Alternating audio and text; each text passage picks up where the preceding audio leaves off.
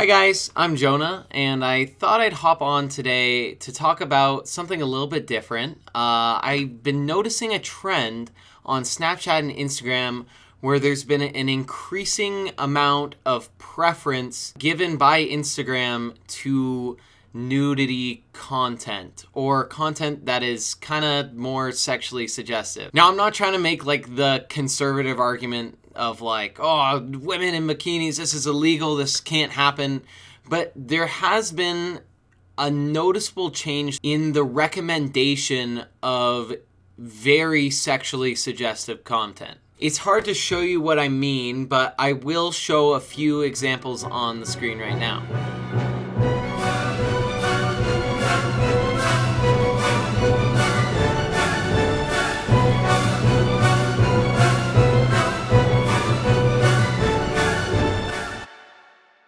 And I think what's very important to remember is that this is definitely a departure from what Instagram and Snapchat used to look like. And I have a bit of a theory as to why, but I'll get to that in a little bit. I also know that this may be taken as like a bit of a self-report that this is on my Explore feed, but you can take that with whatever grain of salt that you want. But regardless of what my feed does or does not have, I think it's important to remember how extreme the sexual content can get, especially compared to what it used to be. So I think, as everyone knows, in the last 10 years, Instagram and Snapchat's platforms have changed pretty radically. Snapchat went from, actually it started off as more of a nude sending platform, then went to something that was more of social media where you could just Snapchat and talk to your friends. You could send pictures to your friend every day where you kept streaks, looked at your friends' stories. It was more community focused.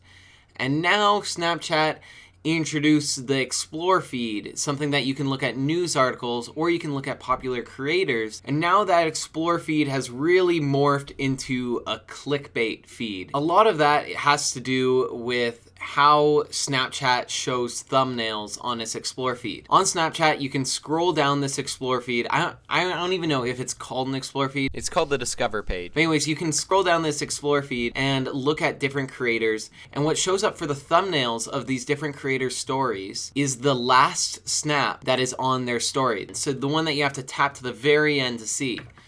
So a meta that seems to be happening on Snapchat is that people put the most sexually suggestive photo right at the end, or something that would be extremely clickbaity right at the end. I think it's important to keep in mind that with social media sites changing their algorithms, people are always going to try to find a way to exploit it for views and their benefit. But if those views also correspond with quality content, then I think that's a good sign for an algorithm. I think we saw this a lot in old YouTube. At first, YouTube thumbnails weren't customizable, but then people found out the exact percentage in the video that YouTube would grab the thumbnail from. So then whenever it got to halfway through the video, then people would flash the thumbnail really quickly, and then that would end up getting shown as the thumbnail. Do you remember when it was just the middle frame of the video? We were talking about this the other day. You could game that system pretty easily, and then it became you need to be a partner to upload a thumbnail. Yep. But where YouTube has evolved to kind of counter clickbait content by optimizing the watch time of a video, not just the amount of clicks that the video gets, to promote it to its algorithm, Snapchat really hasn't done anything to combat that at all. YouTube's algorithm used to optimize for clicks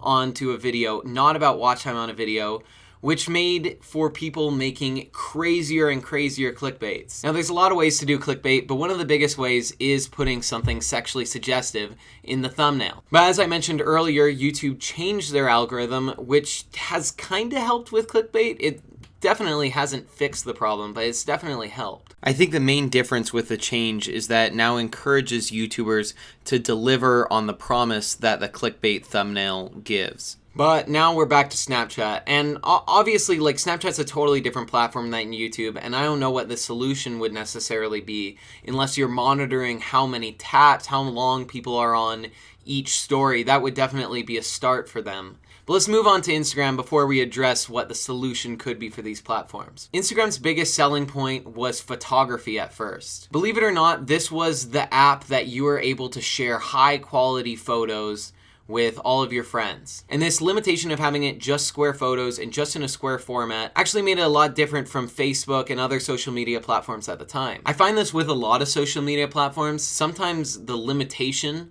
is actually what makes them intriguing to people. But as all social media platforms, when they grow, Instagram needed ways to incorporate more and more things to keep people engaged for longer. So they introduced videos, they introduced different formats for photos, and they introduced something called the Explore page, which allowed you to find strangers' photos and videos on the site. They also did something very controversial, which was take away a chronological timeline, meaning your videos and photos that you scrolled through were no longer sorted from most recent to the oldest. We're now sorted mostly most recent, but however Instagram wanted to do it. And now Instagram has done something even crazier.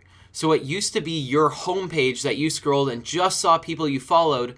They'll now suggest posts in between. And now how often are they suggesting posts? Well, pretty often. I think it all depends on how many people you're following already, but Instagram can be suggesting random posts for you every other post, kind of removing the power from you to choose who you follow and more letting Instagram choose who they want you to see. I think a lot of the pressure that is put on Instagram right now is coming from TikTok. They want people to be able to stay engaged, and they've realized that once people find all the things they need to find and are happy, they'll leave the app. Basically, when the feed ends, the party's over for Instagram, and Instagram wanted that party to never end. And that having an endless feed that has a ton of suggested posts alongside your regular following posts makes users stay on much, much, much longer. But the Explore page is another really interesting part of Instagram. When I remember this was first added, it was kind of cool. I got to see some people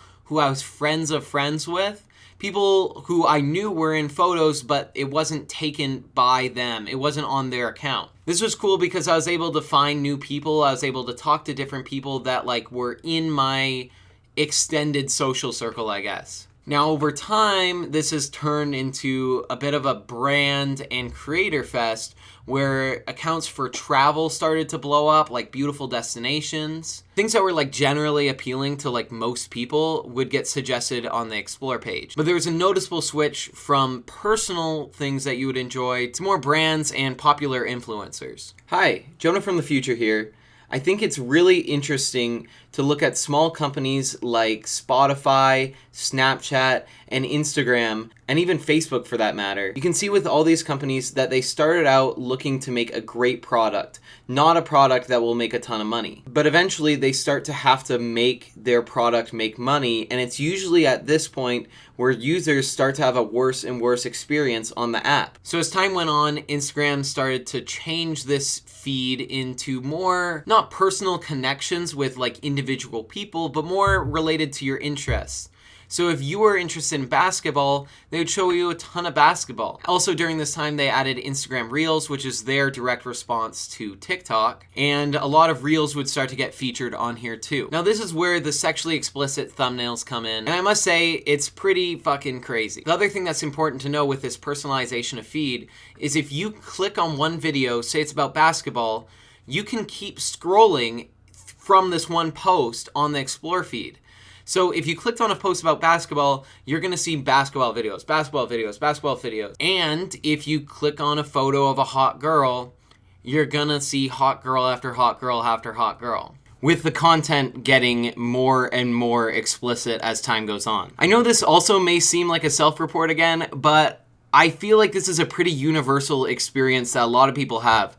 I don't know too many men, at least, that don't have at least a few of these super explicit sexual images on their Explore page. Once you start scrolling on a certain interest that you have, for example, basketball or hot girl photos, now in your regular Explore feed, you're going to start to see more and more things related to that initial interest. They're just trying to keep up with your interests. And if you're more interested in basketball, they're going to make your whole feed about basketball. And if you're more interested in hot girls, they're just going to keep populating your feed with hot girls. I also think saying that these are just pictures of hot girls kind of undersells what these pictures actually are.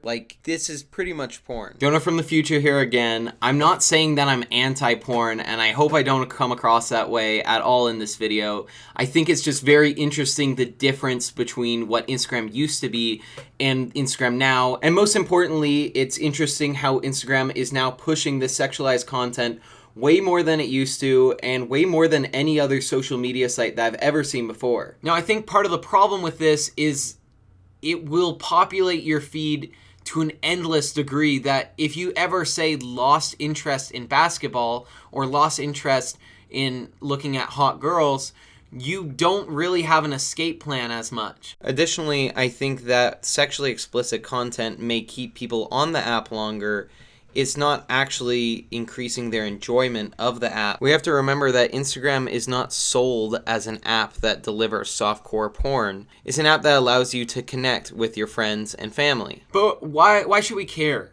If it's keeping people on the app longer, then who cares, right? Well, I think it does matter, and I think in the long term, people will actually go away from Instagram if Instagram just turns into a softcore porn site. Because let's remember, the reason why everybody got Instagram in the first place was not to look at basketball videos, not to do any of those things. It was to connect with friends. And now suddenly it's being morphed into something that's completely different and something that's a lot more imitatable by another site. Instagram loses what makes it unique if it starts to turn into TikTok, if it starts to turn into a softcore porn site. It may have short-term success, but I really doubt that the long-term success is going to stay with Instagram. But Instagram has smart people working for it, and so does Snapchat. So why are they keeping with this weird sexual clickbait optimization formula?